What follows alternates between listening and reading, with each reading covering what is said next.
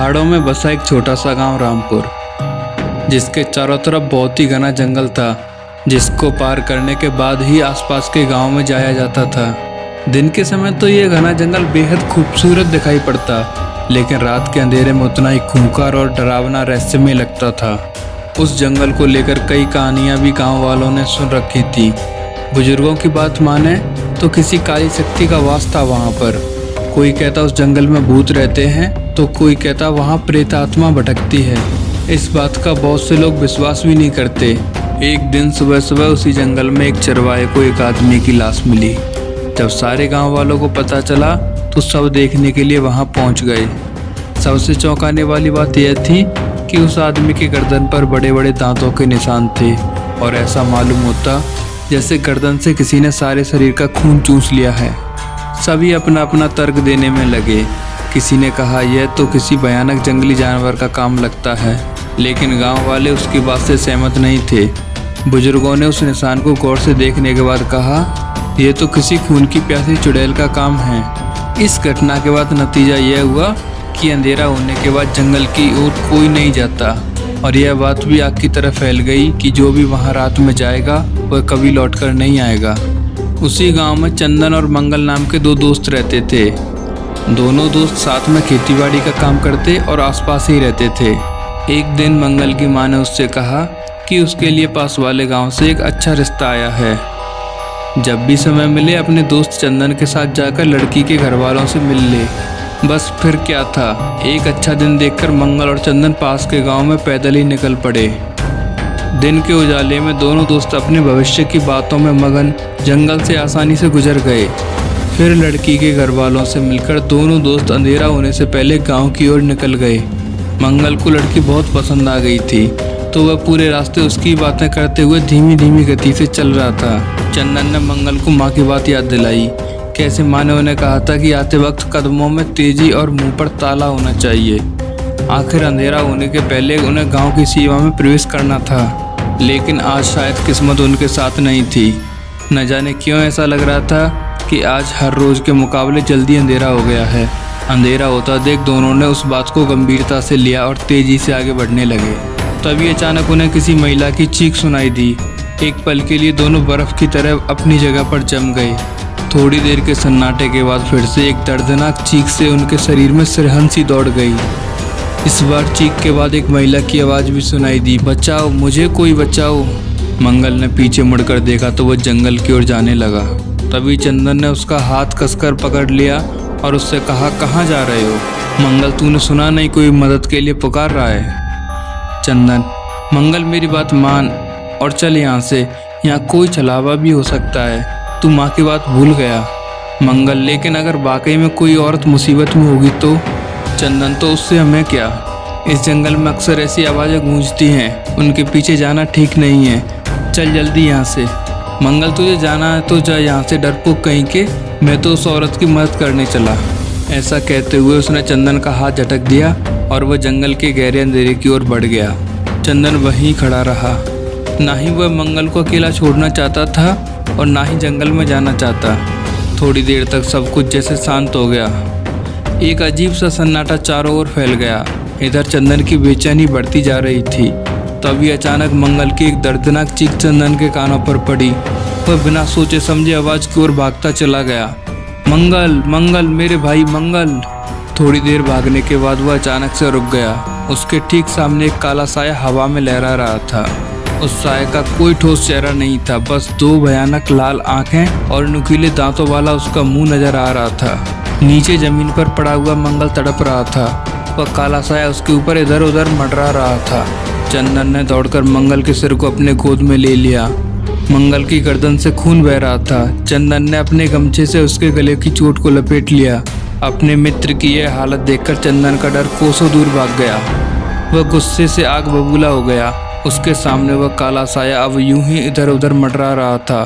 चंदन जानता था कि ये एक काली शक्ति है जिसका सामना वह नहीं कर पाएगा, लेकिन अपने भाई जैसे मित्र की ऐसी हालत देखकर वह अपने आपे से बाहर हो गया। उसने धीरे से मंगल का सिर जमीन पर रखा। मंगल के शरीर में उस वक्त कोई हलचल नहीं थी। चंदन ने आगे बढ़कर उस काले साये से कहा, ए निर्दयी, कौन है तू? और क्यों मेरे दोस्त की ऐसी हालत कर दी तूने? वह तो ये सोच कर आया था कि एक अबला नारी मुसीबत में है। क्या उसकी अच्छाई नज़र नहीं आई तुझे? इस तरह छल से लोगों की जान लेकर क्या मिलता है तुझे? खून की प्यासी है ना तू? तो रुक क्यों गई? आप मेरा भी खून पी ले। अपने प्यारे दोस्त को खोकर मैं इस दुनिया में नहीं जीना चाहता। उसकी दुखियारी माँ के आंसू देखने से अच्छा है मैं भी उसके साथ यहीं दम तोड़ दूं। आ कर ले मेरा भी शिकार। चंदन के इतना कहते ही वह काला साया अपनी भयानक आवाज में जोर जोर से हंसने लगा और फिर अचानक से उसने तेज गति से चंदन की ओर बढ़ते हुए उस पर हमला कर दिया। वह चंदन की गर्दन को अपने नुकीले दांतों में दबाने ही वाला था कि न जाने क्या हुआ। किसी चीज की चमक ने उसे झटके से पीछे होने पर मजबूर कर दिया, लेकिन झटके से पीछे होने के वक्त उसका एक नुकीला दांत चंदन के शरीर को छूता हुआ गया। उसके दांतों पर चंदन का खून लग चुका था। झटके से पीछे गिरा हुआ वह साया अचानक से शांत हो गया।